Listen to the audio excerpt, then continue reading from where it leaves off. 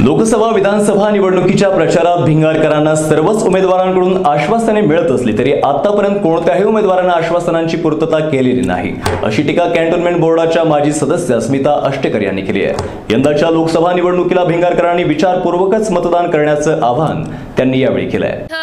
आपल्या अहमदनगर दक्षिण किंवा आपल्या महाराष्ट्रात लोकसभेच्या निवडणुका लागल्यात। आम्ही सर्व महिला राहणार भिंगारच्या आहोत।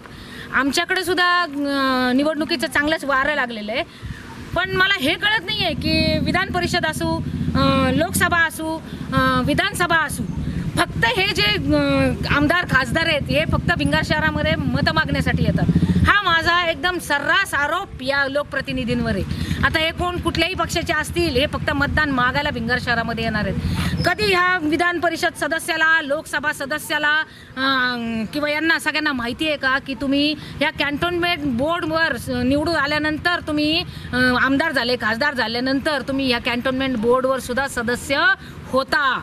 कारण मी स्वतः एक नगरसेविका या कॅन्टोन्मेंट बोर्डवर राहिलेली आहे। मी कधीच कोणत्या खासदाराला, कोणत्या आमदाराला या आमच्या बोर्ड मीटिंगमध्ये बसलेलं बघितलेलं नाही आहे।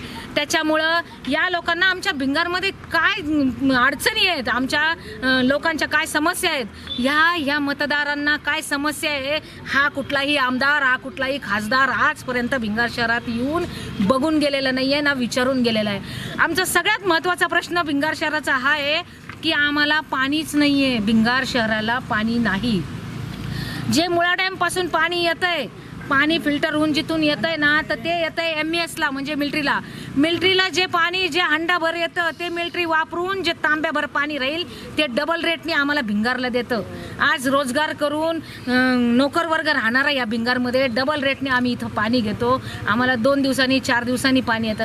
आमच्या भिंगार शहराला सेपरेट पाण्याची पाईपलाईन नाही, इथं पाण्याच्या टाक्यांची गरज आहे। माझी ह्या लोकांना विनंती आहे की तुम्ही स्वतःचा निधी 1-1 वर्षाचा आमच्या भिंगार शहरासाठी द्या। आम्ही वैयक्तिक आमच्यासाठी नाही मागत आहे, भिंगार शहरासाठी या लोकसभेच्या उमेदवारांनी, विधानसभेच्या लोकांनी, उमेदवारांनी हा निधी आम्हाला भिंगारला जर दिला तर ही भिंगारची जनता ठामपणे यांच्या पाठीशी उभी राहणार आहे। आणि आता तुम्ही आम्हाला नुसते आश्वासनं देऊन आमची दिशाभूल करू नका। निवडणुकीपुरती आमचा कायमस्वरूपी आमच्या लेकरा बाळांच्या, आमच्या पिढ्यांचा एक विचार होईल की आम्हाला पाणी मिळेल, हे डोक्यात ठेवून काम करावं।